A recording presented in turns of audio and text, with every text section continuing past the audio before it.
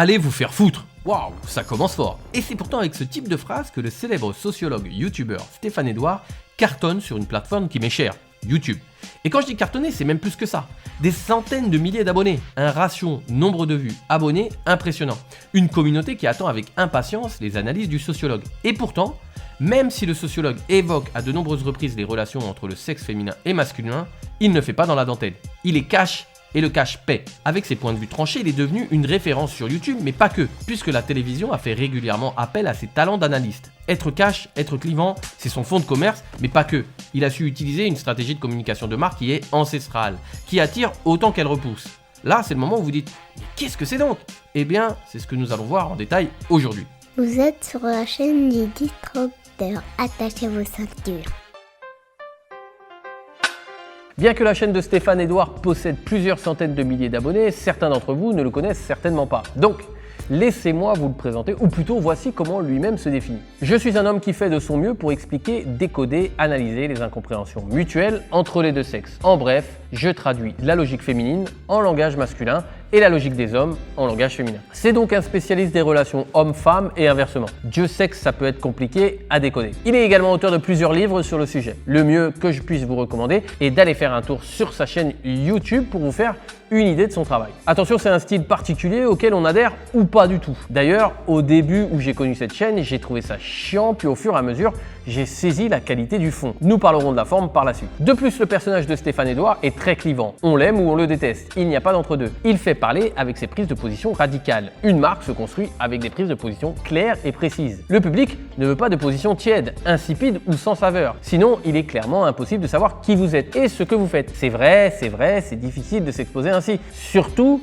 dans l'exemple du jour où Stéphane Edouard utilise le personal branding. Il incarne sa propre marque, son propre business. Donc forcément, les spectateurs l'attaquent. Lui, et non pas sa société. Un peu comme le policier à qui vous en voulez parce qu'il vient de vous mettre une amende. En réalité, le policier incarne l'ordre et le gouvernement. Et c'est à ces derniers qu'il faudrait en vouloir. Mais forcément, le policier représente l'État. Il est donc, aux yeux de la personne réprimandée, le réceptacle de son mécontentement. C'est pareil pour le personal branding. Vous êtes en première ligne pour récolter les lauriers, mais également pour recevoir les attaques. Une stratégie de marque se travaille en amont et non sur un coup de tête. À vous de réfléchir aux inconvénients et avantages de vous mettre en avant pour incarner votre marque. Mais je ne vous ai pas tout dit. J'ai été et conduit. Et ouais, je souhaitais recevoir Stéphane Edouard en interview sur la chaîne. Je lui ai envoyé plusieurs messages via Instagram et Twitter, mais sans succès. Voilà donc pourquoi j'ai décidé de faire une étude de cas de sa marque ici. Peut-être que j'aurai le même succès que Clara Morgan qui avait décidé d'accepter une interview suite à l'étude de sa marque. Pour voir l'interview de Clara Morgan et de l'étude de cas de son business, les liens sont en description dans la partie ressources juste en dessous de cette vidéo.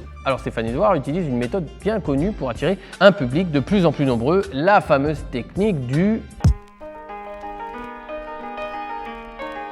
Qui est déjà allé en boîte de nuit? Levez la main. Qui s'est déjà fait refouler à l'entrée d'une discothèque? Vous pouvez lever l'autre main. Vous n'avez pas les bonnes chaussures, vous êtes nouveau ici, on laisse entrer que les clients connus, vous n'êtes pas accompagné. Bon, perso, je connais toutes les techniques, vu le nombre de fois où je me suis fait refouler. Mais bon, ça, on en parlera peut-être dans une autre analyse. Alors, que se passe-t-il dans ce cas-là? Vous en voulez au videur, souvenez-vous de l'histoire de l'amende et du policier. Vous dites que c'est une boîte de merde et que vous n'y retournerez jamais. Ou cela renforce l'envie d'aller dans cette discothèque parce que vous voulez faire partie des privilégiés. Forcément, s'ils peuvent se permettre de sélectionner, c'est que c'est une bonne boîte, que cela vaut la peine d'y aller. On désire beaucoup plus quelque chose qui nous résiste, à minima, plutôt que quelque chose que vous pouvez avoir du premier coup. Stéphane Edouard est très clair dans sa communication. Il ne souhaite pas avoir n'importe quel type de public. Par exemple, sur ce post YouTube, il écrit « Bonjour à ma communauté et tout particulièrement à la sous-partie d'entre elles composée des QI à 2 chiffres. Une simple question. Quand vous notez que le titre d'une de mes vidéos 1 sort de l'ordinaire, 2 contient une faute d'orthographe manifeste, exemple Omar Mathieu, 3 ou une grossièreté, provocation manifeste, exemple coup de 2, ne pourriez-vous pas vous demander si par hasard il y aurait une référence qui vous manque et le cas échéant vous obtenir de commentaires indigents. Avec un effort certes soutenu mais pas insurmontable, ça éviterait de me donner envie de vous baffer systématiquement. Par avance, merci. En gros, pour faire simple, si vous êtes assez stupide pour ne pas comprendre la subtilité de ces propos, abstenez-vous de participer. C'est clair et c'est direct. Ou encore le pop-up de son site internet qui indique « Je ne suis pas marabout, ne m'appelle pas pour faire revenir l'être être aimé, je ne suis pas psy, je ne guéris pas non plus de la dépression. Ok, avec 3 points d'interrogation, c'est important les points d'interrogation. Avec cette stratégie de communication, c'est la marque qui choisit et non qui subit. Bien que je pense que certaines personnes doivent passer au travers des mailles du filet, ça permet un tri très sélectif. Tout le monde ne peut accéder au produit parce que tout le monde n'est pas fait pour lui. Produire ce type de tri amène 2 avantages. Le premier, avoir une qualité dans la sélection. Des prospects qualifiés procurent un gain de temps évident. Ça évite les touristes qui ne sont pas concernés, pas informés ou qui ne savent pas vraiment de quoi il s'agit. Et donc, par effet de vase communicant, une facilité dans la vente. Ah oui, j'ai oublié de préciser que le business model de Stéphane Edouard est basé sur la vente de ses événements physiques ainsi que ses programmes en e-learning. Il propose énormément de contenu gratuit sur YouTube, on en parle plus en détail dans le chapitre suivant, pour accroître sa visibilité, son autorité, pour ensuite amener ce trafic sur ses contenus payants. Mais en gros, il fait comme moi, ou je fais comme lui, c'est vous qui décidez. Le second avantage est d'engager le spectateur. Avec cette communication tranchée, Stéphane Edouard éloigne le moindre sceptique, mais il fédère encore plus une communauté de personnes qui pensent comme lui. Cette communauté se sent donc privilégiée parce qu'elle a été sélectionnée. De grandes marques de luxe appliquent ce principe. Rolex, oui, je vous en parle souvent, mais je suis fan, vous inscrit sur une liste d'attente pour l'acquisition de nombreux modèles de ces montres. Vous souhaitez acheter un produit à plusieurs milliers d'euros ? Ok, mais Rolex vous fait attendre. Le message sous-jacent est clair, la marque n'a pas besoin de vous, c'est vous qui avez besoin d'elle. C'est la stratégie du pull. Avec celle-ci, c'est le client qui cherche à acquérir le produit parce qu'il a conscience de sa valeur. Il connaît la marque et a confiance en elle. À l'inverse, la stratégie du push, la marque fait tout pour faciliter l'accès de son produit. Elle fait tout pour l'amener au client pour que celui-ci soit facilité dans sa consommation. Cette différence entraîne une meilleure considération du produit. Puisqu'on lutte pour l'acquérir, il n'en a que plus de valeur. Cerise sur le gâteau, cette difficulté permet de créer une stratification sociale, principe fondamental d'une marque. Nous existons auprès des autres et surtout, nous nous faisons remarquer auprès des autres. Je suis un amateur de cinéma. Régulièrement, je vais aux avant-premières organisées par le Grand Rex. J'adore cette salle pour l'expérience client qu'elle procure. Lorsque mon ami Anouar m'a proposé de participer à l'avant-première du film Justice League of America, JLA, en place VIP, j'ai foncé. Pour 60 € la place, nous avions droit à plusieurs privilèges. Ne pas faire la queue, un espace spécial dans la salle, plus en hauteur, avec moins de sièges, ainsi qu'une coupe de champagne. Et c'est carrément la classe à Vegas. Sauf que mon ami a déchanté. Nous n'étions que 2. Bon, pour moi, ça n'a pas changé grand-chose. J'étais heureux de l'expérience que j'ai kiffé. À part le film qui était vraiment dégueulasse, mais ça, j'en parle en détail dans l'étude de cas du film JLA, qui est un exemple très puissant de la théorie des 1000 fans ou comment vivre de son activité avec seulement 1000 personnes. Le lien de cette étude de cas est en partie ressource sous cette vidéo. Mon ami Anouar était lui beaucoup moins content. Quand je lui ai demandé pourquoi, voilà ce qu'il m'a répondu. J'aurais voulu qu'on voit que je n'ai pas de file d'attente, que j'ai une coupe de champagne, que je suis VIP. La perception des autres était plus importante que sa propre consommation du produit. Très intéressant et bel exemple de stratification sociale. Il faut des repères pour se situer et être situé. Pour la masse, un simple logo sur un sac. Pour les plus riches, ce sont les clubs de golf dont ils sont membres. Ou encore les universités fréquentées, les quartiers où nous habitons. Cette stratification sociale, permise par l'adoption de différentes marques, définit qui nous sommes. L'identité d'un individu est toujours faite de la réponse à 2 simples questions. 1. À quelle communauté ou aussi appelée tribu voulons-nous être rattachés ? 2. Quelle touche personnelle nous y ajoutons ? Ma personnalité ainsi que la vôtre se définit à l'intersection de ces 2 questions. Stéphane Edouard utilise ses propres mots pour créer ses propres concepts. Il a créé les vidéoscopies. La vidéoscopie, c'est votre moment préféré de la semaine et également le mien. Son public le tag sur des vidéos où celui-ci souhaite que le sociologue apporte son analyse. Stéphane Edouard reprend ses vidéos et les analyse hors contexte. À chaud, il regarde pour la première fois la vidéo et filme ses réactions et analyses. Le concept plaît pour son authenticité et aussi surtout par la pertinence des propos. Mais ça, pour le fond, on voit ça dans quelques minutes. Souvent, lors de ses vidéoscopies, Stéphane Edouard place des petits tacles sur le physique, bien qu'il ne jure ne jamais juger dessus. Enfin, en même temps, on a dit qu'on taclait pas sur le physique. Commenter en évitant toujours de tacler sur le physique. Cette phrase récurrente est devenue un gimmick pour l'audience de la chaîne. Un procédé astucieux et récurrent destiné à provoquer un effet marquant qui nous permettra une meilleure mémorisation. Plus nous martelons un message, une phrase et plus celui-ci s'ancre comme une vérité dans l'esprit du public. Tirant parti de cette phrase et du décalage qu'elle provoque, il dit qu'il ne juge pas sur le physique alors qu'il fait le contraire. Il en profite pour créer un pas sur le physique tour où il se rend dans plusieurs villes pour proposer des conférences. Évidemment, d'un œil extérieur, lorsque nous observons des marques, nous ne pouvons que nous dire quelle idée géniale, c'est vraiment évident. Mais la vérité est tout autre. Pour un concept validé par le public, combien doivent être mis à la poubelle ? La seule vérité qui existe est la suivante. Les bonnes idées sont générées par de mauvaises idées, mais à condition que vous ayez suffisamment de mauvaises idées. Vous ne pouvez pas vous plaindre du manque de bonnes idées. Commencez par faire la liste de toutes vos mauvaises idées. Elles sont les étapes essentielles dans la conception de tout bon concept. James Dyson a échoué 5126 fois avant de créer le prototype d'aspirateur qui lui amènera le succès que l'on connaît. Et vous, combien de fois avez-vous échoué ? Si vous regardez cette analyse, c'est que vous êtes forcément intéressé par vous différencier ou comment devenir remarquable sur son marché. Remarquable par le fait d'être visible et remarquable en produisant des produits de qualité. Pour aller plus loin sur ce sujet, je vous invite à regarder ce cours en ligne offert et personnalisé. Alors quand je dis personnalisé, c'est que vous devrez répondre à des questions durant cet atelier en ligne et en fonction de vos réponses, la suite du cours sera adaptée. Durant cet atelier, nous allons voir 4 points indispensables pour devenir un leader innovant pour que vos produits et votre entreprise deviennent irrésistibles sur votre marché. En première partie, on verra les 4 phases qui ont révolutionné la manière de faire du business. Et la 4e est encore peu connue, c'est une réelle opportunité. Dans la seconde partie, nous verrons le brouillard de compréhension ou comment éviter d'être confondu avec une concurrence à laquelle vous ne souhaitez pas ressembler. En 3e partie, nous verrons pourquoi le système entrepreneurial ne veut surtout pas que vous sortiez des cases que l'on vous a attribuées et comment justement en sortir pour innover. Et enfin, dans la dernière partie, on verra comment disrupter votre marché. Ce cours est à haute valeur ajoutée et est réservé à tous les entrepreneurs ou porteurs de projets qui veulent créer leur mouvement en ayant une image de marque différente. Pour regarder ce cours en ligne, offert et personnalisé, vous avez juste à cliquer sur le premier lien en dessous de cette vidéo en description, vous entrez votre email, vous répondez à un court sondage, donc c'est à vous de jouer si vous souhaitez vous différencier et être reconnaissable auprès des clients qui n'attendent qu'une chose, c'est de vous payer à la hauteur de votre valeur. Quand vous avez un savoir-faire, le savoir-être doit être à la hauteur.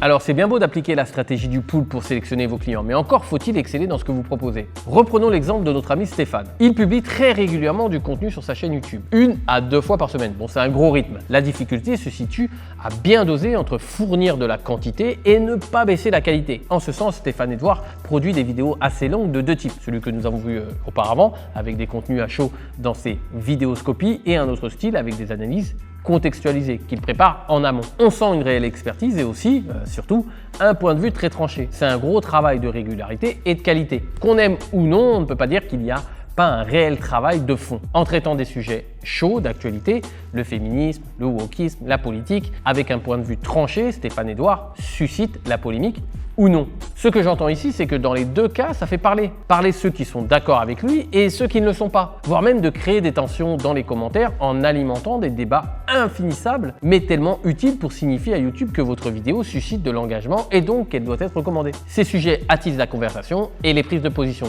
De plus, notre ami Stéphane n'y va pas avec le dos de la cuillère et n'hésite pas à être encore plus méchant, je le mets entre guillemets. Pour certains, il l'est, pour d'autres, il est réaliste. Tout dépend de quel côté de la barrière nous nous situons. Mais ta chérie, arrête, tu t'es séparé. Ce mec m'énerve à la limite plus qu'elle. Parce qu'elle, elle est manipulatrice, froide, calculatrice et auto-centrée, mais à la limite, c'est pas une surprise. Il sait que le sang attire les requins qui veulent se repaître des restes de la dépouille. Et oui, on est tous attirés par des titres un peu racoleurs et des punchlines bien servis. Pourquoi, me direz-vous ? Eh bien, comme dirait le scorpion à la grenouille dans la célèbre fable, c'est dans notre nature. Alors j'ai réalisé une analyse complète sur le sujet, faites le mal, mais faites le bien. Le lien est en partie ressource sur cette vidéo, foncez la visionner, pour moi elle fait partie des meilleures analyses de la chaîne. Oui mais Franck, sur quoi tu te bases pour dire que les vidéos de Stéphane Edouard séduisent et sont pertinentes? En voilà une question qu'elle est bonne et je vous remercie de me l'avoir posée. Moi je suis un mec pragmatique, j'aime bien les chiffres. Si nous prenons les statistiques des vidéos de Monsieur Edouard, on observe un phénomène très intéressant et assez rare sur YouTube. Sa chaîne possède au moment du tournage de cette vidéo 302 000 abonnés, ça fait quand même. En prenant toutes ces vidéos durant ces 3 derniers mois, elles font en moyenne 288 000 vues. Pour vous expliquer comment j'arrive à ce chiffre, j'ai additionné toutes les vues de ces 18 dernières vidéos que j'ai divisées par 18, un simple calcul. Ce qui viendrait à penser que quasiment la totalité de ses abonnés, 95%, regardent ces vidéos. La rétention semble énorme, même si ce chiffre ne reste qu'un indicateur, puisqu'il y a aussi beaucoup de vues qui proviennent des personnes qui ne sont pas abonnées à la chaîne. Comme quoi, ça vous coûte se prendre la tête sur le contenu pour fournir de la qualité. Je ne cesserai de vous le répéter, la qualité est le meilleur business plan. Maintenant que nous avons vu que le travail sur le fond est important, penchons-nous rapidement sur la forme. Et oui, je dis rapidement parce qu'il n'y a pas grand-chose à dire. Je pense sincèrement que la forme de la chaîne de Stéphane Edouard peut être grandement améliorée. Je m'explique. On ne peut pas faire plus sommaire. 2 actes de caméra, un montage plutôt amateur, surtout sur les incrustes de différents éléments. Toutefois, je note une grande amélioration des prises au fur et à mesure du temps. Apparition de profondeur de champ et de plusieurs axes. Vous l'avez compris, la forme, c'est pas vraiment le point fort de Stéphano. J'ajoute que la majeure partie de ses vidéos sont tournées devant sa bibliothèque emplie de livres. Implicitement, ça nous indique qu'il les a lus. Donc, qu'il a cumulé du savoir et donc, par effet de levier, ça ajoute de la crédibilité à ses propos. Pour ceux qui dormaient près du radiateur, interro surprise, quels sont les 3 éléments à associer pour mettre en valeur les contenus de sa marque tout en se différenciant? Attention, le fond. Travailler les sujets, que vous défendez. Soyez incollable. La forme, mettre en valeur le fond en faisant en sorte que votre travail ait un rendu professionnel. Le style, le tout doit être reconnaissable au premier coup d'œil. Stéphane Edouard excelle sur le fond et le style, mais reste perfectible sur la forme. Un autre point important que je me devais de relever sur le cas de notre ami Edouard est son utilisation des mots. Nous sentons une réelle envie de partager non seulement un contenu de qualité, mais aussi une manière de le dire quasiment irréprochable. La recherche du vocabulaire est poussée, c'est aux antipodes d'un Squeezie quoi.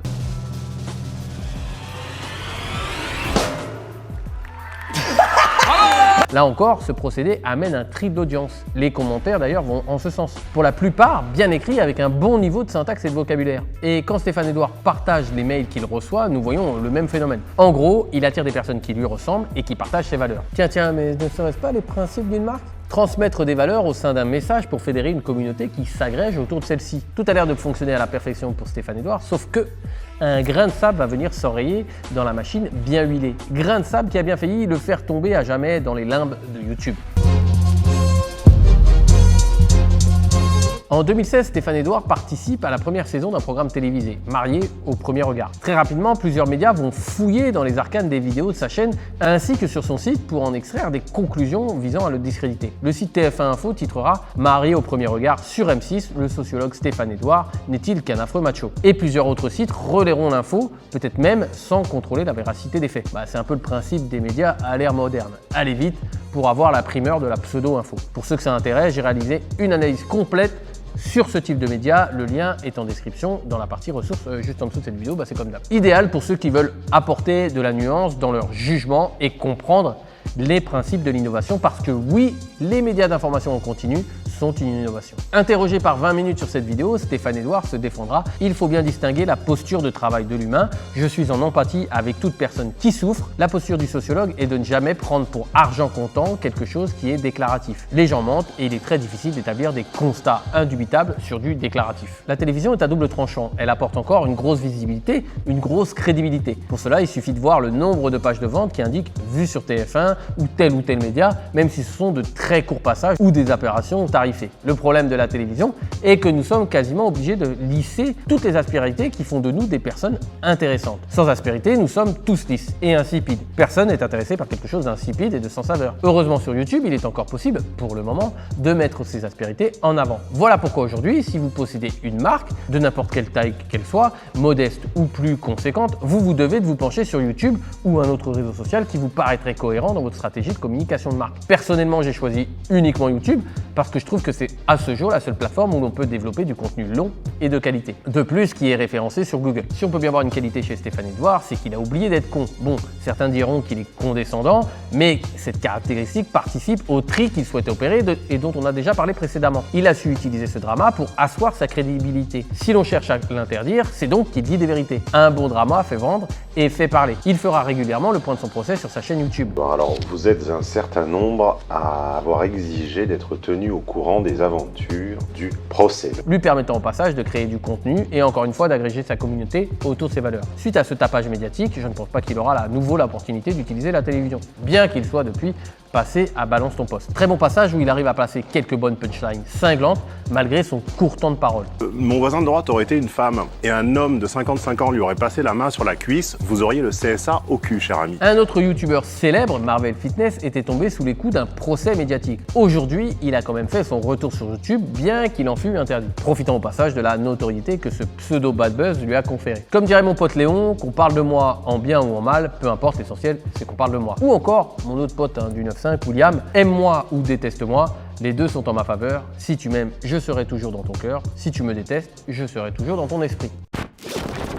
Sur la chaîne YouTube, je travaille avec 2 partenaires. Ces partenaires m'aident à réaliser mes vidéos. Mais ce n'est pas n'importe quel partenaire. Ce sont des entreprises dans lesquelles j'ai investi. Bah oui, quand je vous parle sans arrêt de cohérence, alors moi-même, je me dois d'être cohérent dans les partenaires que j'ai choisis pour la chaîne YouTube. Le premier partenaire est le groupe Summit. C'est un groupe qui est spécialisé dans les investissements sur les crypto-monnaies.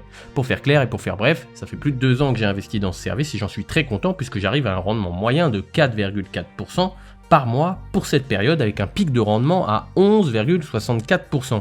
plutôt pas mal, voire même très intéressant. Pour en savoir plus sur le groupe Summit, vous avez un lien dans la description de cette vidéo pour aller sur le site, ainsi qu'une interview sur la chaîne qui parle en détail de cet investissement et des crypto-monnaies en général. Mon second partenaire, c'est la société américaine Inspire by USA.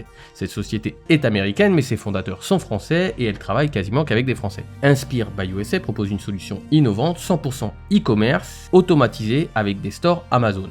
En bref, ils vont créer un store Amazon à votre nom, ils s'occupent de référencer les produits ainsi que de les vendre, c'est totalement passif et les rendements sont très intéressants. De 5 à 15% les 3 premiers mois, puis entre 15 et 20% par mois, je précise. Pour en savoir plus, vous avez un lien en description pour prendre rendez-vous avec un conseiller de Inspire by USA et également un lien vers une interview où nous entrons en détail de leurs services. Stéphane Edouard est un perturbateur. Stéphane Edouard est un agitateur. Perturbé et agité sont les qualités de qui souhaite disrupter. Ou comment contredire la pensée dominante, facile à digérer, facile à absorber. De la difficulté et des contraintes jaillissent la créativité. Stéphane Edouard a su en faire preuve pour créer plusieurs concepts à succès dont c'est très visionné, vidéoscopie. Aujourd'hui, aller à l'encontre du conformisme est de plus en plus délicat avec les bulles de filtre que fabriquent les réseaux sociaux. Ou comment vous diffusez uniquement ce qui est en accord avec votre cerveau. Trier, c'est choisir. Choisir, c'est renoncer, disait André Gide. Renoncer à la médiocrité pour embrasser la qualité, voilà le travail que je m'efforce de réaliser à vos côtés sur la chaîne du Disrupteur. Créer une communauté d'entrepreneurs et de porteurs de projets qui souhaitent changer les choses. Voilà pourquoi dans mes vidéos, je décrypte les codes des personnalités différentes comme Stéphane Edouard, parce que si nous ne comprenons pas les règles, elles s'imposent à nous. Et il est hors de question de devenir l'énième copie d'une énième copie, sous peine de se transformer en photocopieur. Stéphane Edouard est un personnage très tranchant et très clivant, on vient de le voir. Un autre personnage qui a cartonné dans un autre domaine, la vente de livres, c'est Éric Zemmour, bien avant de se lancer dans la campagne présidentielle. Cette étude de cas que j'ai publiée au début de ma chaîne YouTube a rencontré un vif succès. En témoignent les nombreux commentaires très vindicatifs que j'ai pu recevoir sous cette vidéo. Cette étude de cas est très intéressante en prenant du recul sur le personnage d'Éric Zemmour. Je vous invite vraiment à regarder cette étude de cas qui vient de s'afficher, vous avez juste à cliquer sur la vignette et on se retrouve dans cette vidéo.